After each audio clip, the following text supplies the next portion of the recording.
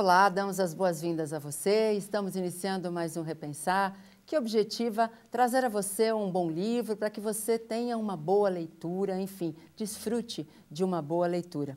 O livro que destacamos mostra um trabalho amplo a respeito da questão evolutiva em todo o cosmos. Hoje destacamos um livro que tem como título Arquivo Extraterreno, e quem está aqui para nos esclarecer acerca do seu conteúdo é um escritor e ufólogo que fala de espiritismo, que estuda ufologia, espiritismo, ciência, Pedro de Campos. Tudo bom, Pedro? Seja muito bem-vindo. Tudo bem, Marizilda, muito obrigado pelo convite. Estou aqui à sua disposição. Pois acho que falar de ufologia, falar de espiritismo, tudo a ver, né? Tudo a ver. Um com o outro, uma Tudo a ver, ciência porque nós temos um capítulo muito importante na doutrina espírita, que se chama Pluralidade dos Mundos Habitados. Então, naturalmente, que tem tudo a ver. Nós temos que entender, para entender adequadamente. É uma coisa que eu não sabia em que momento questionar você isso. O que é mais interessante, né? Se interessar pela ufologia. Interessante não. O que nos leva, né? A ufologia, se interessar pela ufologia, te ajuda a compreender a doutrina espírita, ou você busca a doutrina espírita para compreender a ufologia? A ordem não altera? Eu tenho a impressão de que a ordem não altera. Não altera. Mas, digamos assim, para quem é espírita e começa a se interessar por ufologia, eu acho um campo muito interessante porque, como nós estávamos dizendo, a pluralidade dos mundos habitados fica uma coisa menos teórica e mais prática. Sim, mais fácil de compreender, né? Mais fácil de compreender, porque você começa a fazer ligações científicas, você tem imagens, você tem uma série de teorias que nós podemos associar com a doutrina espírita e o entendimento se faz mais amplo, mais uniforme. Pois é. Bom, esse livro, Arquivo Extraterreno, não é um dos seus primeiros, você já tem outros livros, né? Por que desse título? Qual a ideia, né? De onde surgiu essa ideia de arquivo extraterreno? O arquivo extraterreno, na verdade, é um arquivo mesmo, né? Certo. Porque esse livro, ele decorre de uma série de artigos que eu publiquei em várias revistas. Na revista UFO, na revista Espiritismo e Ciência, na revista Espiritismo e Ciência Especial, em alguns jornais espíritas de pouca circulação. E, enfim, naquilo que eu tinha publicado, fora os livros, sim, eu formei um arquivo e eu reuni tudo nesse livro. Recebi uma série no decorrer dos anos, né? Uhum.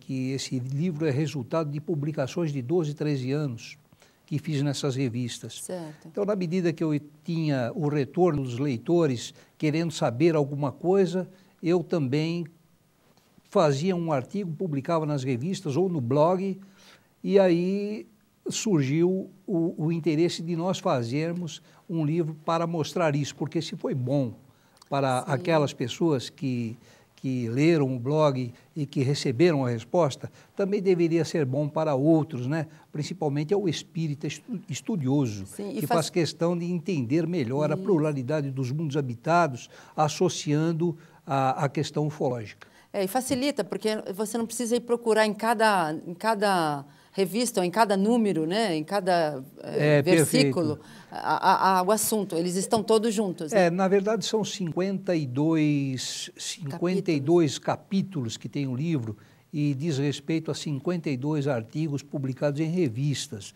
Né? Então, não é também que tem um início, um meio e um fim.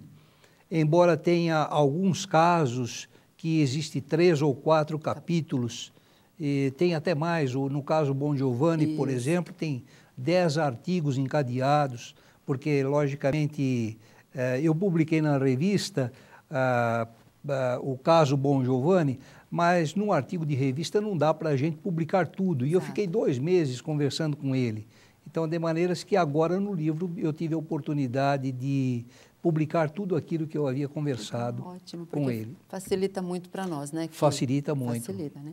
Agora, você começa lá na introdução, acho que é na introdução, você começa a falar de espíritos, de aliens, de extraterrestres, de Perfeito. ultraterrestres, né? Perfeito. E quando nós, mesmo no centro espírita, quando as pessoas começam, se iniciam na doutrina, né, no curso, que a gente fala em espíritos, já algumas pessoas têm uma certa dificuldade de compreender, né, o que é o espírito, o meu espírito ou o espírito dela, ou não, o meu espírito não faz isso, enfim. Elas fazem uma certa confusão, né, acerca do que é espírito, né?